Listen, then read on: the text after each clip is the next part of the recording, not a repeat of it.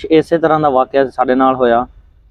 ਅਸੀਂ ਇੱਕ ਐਕਸਚੇਂਜ ਤੋਂ ਪੈਸੇ ਦੇ ਆ ਔਰ ਮੁਸਲਸਲ 3-4 ਮਹੀਨੇ ਤੋਂ ਨਾ ਯਾਰ ਐਮਰਜੈਂਸੀ ਮਤਲਬ ਹੁੰਦਾ ਕਿ ਐਮਰਜੈਂਸੀ ਮਤਲਬ ਕਿ ਕੋਈ ਰੀਜ਼ਨ ਅਗਰ ਉਹ ਐਮਰਜੈਂਸੀ ਹੈ ਨਾ ਉਹ ਫੌਰਨ ਪਹੁੰਚਣੀ ਚਾਹੀਦੀ ਆ। ਇਸੇ ਤਰ੍ਹਾਂ ਨਾ ਐਕਸਚੇਂਜ ਜਿਹੜੀ ਹੁੰਦੀ ਹੈ ਨਾ ਜਿੱਥੋਂ ਪੈਸੇ ਭੇਜਦੇ ਆ ਉਹਨਾਂ ਦਾ ਕੰਮ ਹੁੰਦਾ ਕਿ ਸਰਵਿਸ ਜਿਹੜੀ ਅੱਛੀ ਤੋਂ ਅੱਛੀ ਦੇਣੀ। ਪਹਿਲੇ ਜਦੋਂ ਅਸੀਂ ਸਟਾਰਟ ਕੀਤੀ ਪਹਿਲੇ ਸ਼ੁਰੂ ਦੇ ਵਿੱਚ ਬਹੁਤ ਅੱਛੀ ਸਰਵਿਸ ਸੀਗੀ। ਜਦੋਂ ਪੈਸੇ ਭੇਜਣੇ ਠੀਕ 4-5 ਮਿੰਟ ਦੇ ਵਿੱਚ ਚਲੇ ਜਾਣੇ ਤੇ ਉਸ ਤੋਂ ਬਾਅਦ ਉਹਨਾਂ ਨੇ ਨਾ ਸਰਵਿਸ ਜਿਹੜੀ ਨਾ ਸਲੋ ਹੋਣੀ ਸ਼ੁਰੂ ਹੋ ਗਈ। ਮਤਲਬ ਕਿ ਪੈਸੇ ਐਮਰਜੈਂਸੀ ਭੇਜਣੇ ਨਾ ਬਾਅਦ ਟਾਈਮ ਹੋ ਜਾਂਦਾ ਯਾਰ ਬੰਦੇ ਨੂੰ ਐਮਰਜੈਂਸੀ ਪੈਸੇ ਭੇਜੇ ਆ। ਹੁਣ ਇਹ ਗੱਲ ਆ ਕਿ ਹਰ ਬੰਦਾ ਘਰੋਂ ਮਜਬੂਰ ਆ, ਜਿਹਨੂੰ ਫੋਲ ਕੇ ਦੇਖ ਲਓ ਉਹੀ ਦੁਖੀ ਆ।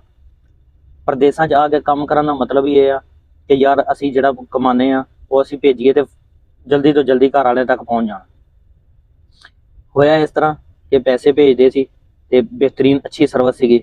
ਪਹਿਲੇ ਅਸੀਂ ਜੁਆਇਨ ਨਹੀਂ ਸੀ ਕੀਤੀ, ਜਦੋਂ ਅਸੀਂ ਜੁਆਇਨ ਕੀਤੀ ਨਾ ਤੇ ਉਦੋਂ ਤੱਕ ਸਰਵਿਸ ਯਾਨੀ ਕਿ ਉਹਦੀ ਅੱਛੀ ਸੀਗੀ ਤੇ ਮੁੜ ਕੇ ਉਹ ਇੱਥੇ ਤੱਕ ਮਿੰਨਤਾਂ ਕਰਦੇ ਸੀ ਯਾਰ ਸਾਡੀ ਨੌਕਰੀ ਦਾ ਸਵਾਲ ਆ ਕਿ ਸਾਨੂੰ ਸਾਡੀ ਐਕਸਚੇਂਜ ਜਿਹੜੀ ਹੈ ਇਹ ਤੋਂ ਪੈਸੇ ਭੇਜਿਆ ਕਰੋ।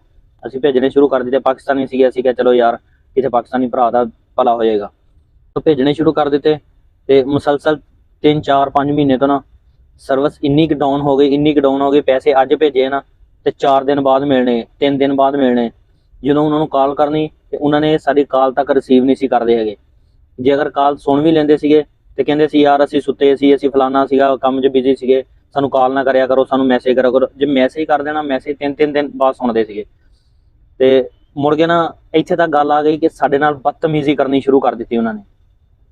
ਮੈਂ ਖੁਦ ਪੈਸੇ ਭੇਜੇ ਸੀਗੇ ਤੇ ਪੈਸੇ ਜਿਹੜੇ ਆ ਐਮਰਜੈਂਸੀ ਭੇਜੇ ਕਿਸੇ ਦੋਸਤ ਦੇ ਸੀਗੇ, ਕਹਿੰਦਾ ਯਾਰ ਮੈਂ ਹੁਣ ਨਹੀਂ ਜਾ ਸਕਦਾ, ਚਲੋ ਤੂੰ ਐਪਲੀਕੇਸ਼ਨ ਤੋਂ ਭੇਜ ਦੇ। ਪੈਸੇ ਭੇਜ ਦਿੱਤੇ। ਪੈਸੇ ਭੇਜ ਕੇ ਜਦੋਂ ਅਸੀਂ ਉਹਨਾਂ ਨਾਲ ਰਾਬਤਾ ਕੀਤਾ ਨਾ ਉਹਨਾਂ ਨੂੰ ਜਿਹੜਾ ਉਹ ਇੱਕ ਪੇਪਰ ਆਉਂਦਾ ਵਾ ਉਹਨੂੰ ਸੈਂਡ ਕੀਤਾ ਸੀਗਾ ਯਾਰ ਚੀਜ਼ ਨਾਲ ਕਲੀਅਰ ਕਰਵਾ ਦਿਓ ਤੇ ਉਹਨਾਂ ਨੇ ਪਹਿਲੇ ਤਾਂ ਤਕਰੀਬਨ 10-12 ਘੰਟੇ ਸਾਡਾ ਮੈਸੇਜ ਹੀ ਨਹੀਂ ਦੇਖਿਆ। ਜੇ ਅਗਰ ਮੈਸੇਜ ਦੇਖਿਆ ਤੇ ਕਹਿੰਦਾ ਯਾਰ ਤੁਸੀਂ ਨਾ ਗਲਤੀ ਕਰ ਦਿੱਤੀ, ਤੁਸੀਂ ਟ੍ਰਾਂਜੈਕਸ਼ਨ ਜਿਹੜੀ ਆ ਮੈਨੂੰ ਪਹਿਲੇ ਪੁੱਛ ਕੇ ਕਰਦੇ ਸੀਗਾ ਯਾਰ ਹੋ ਗਈ ਕਰ ਦਿੱਤੀ ਆ। ਅਗਰ ਕੋਈ ਮਸਲਾ ਸਾਨੂੰ ਇਨਫੋਰਮ ਕਰ ਦਿੱਤਾ ਸੀਗਾ ਤੁਹਾਡੇ WhatsApp ਨੰਬਰ ਹਟ ਗਈ ਆ, ਸਾਨੂੰ ਦੱਸ ਦਿਆ ਕਰੋ। ਤੇ ਚਲੋ ਹੁਣ ਕਰਦਾ।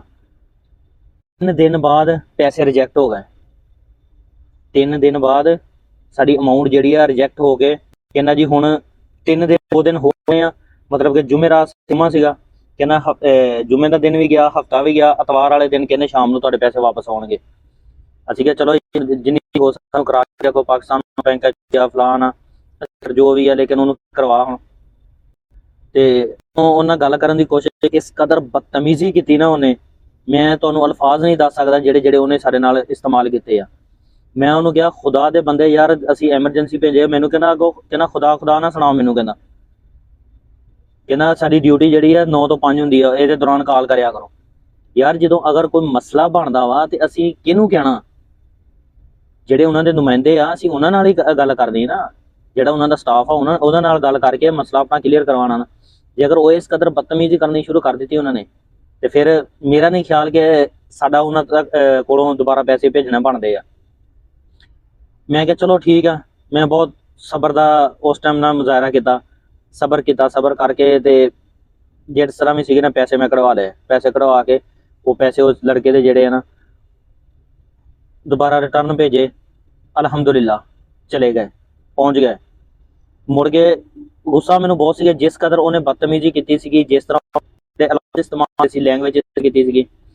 ਐਪਲੀਕੇਸ਼ਨ ਡਿਲੀਟ ਕਰਕੇ ਨਾ ਮੈਂ ਸਕਰੀਨ ਰਿਕਾਰਡਿੰਗ ਮੈਂ ਉਹਨੂੰ ਭੇਜ ਦਿੱਤੀ ਤੇ ਕਹਿੰਦਾ ਆਇਆ ਤੂੰ ਮਜ਼ਾਕ ਕੀਤਾ ਤੇ ਬੜਾ ਬੇਹੂਦਾ ਤੇ ਫਿਰ ਉਹਨੇ ਬਦਤਮੀਜ਼ੀ ਕਰਨੀ ਸ਼ੁਰੂ ਕਰ ਦਿੱਤੀ। ਮੈਂ ਕਿਹਾ ਯਾਰ ਨਾ ਬਦਤਮੀਜ਼ੀ ਕਰਨ ਦੀ ਜ਼ਰੂਰਤ ਨਹੀਂ ਹੈ, ਨਾ ਦਿਲ ਮੰਨਦਾ ਭੇਜਣੇ। ਤੂੰ ਅਗਰ ਕੁਛ ਇਸ ਤੇ ਕਰ ਸਕਦਾ ਕਰ ਲੈ।